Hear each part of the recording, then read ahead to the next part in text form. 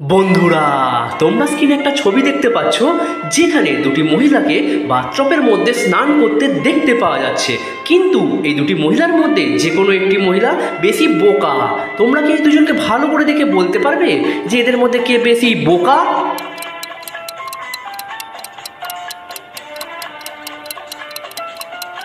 আমি আশা করছি উত্তরটি তোমরা বুঝে গেছো। তার বেশি দেরি না করে প্লিজ আমার ভিডিওটিতে একটি লাইক দিয়ে আমার চ্যানেলটিকে তোমরা অবশ্যই সাবস্ক্রাইব করে নিও, যাতে এরকম মজাদার ভিডিও প্রত্যেক দিন দেখতে পারো। আর যারা এখনো পর্যন্ত বুঝতে পারোনি তাদেরকে আমি বলে দিচ্ছি, এখানে নাম্বার বি মহিলাটি হলো বেশি বোকা।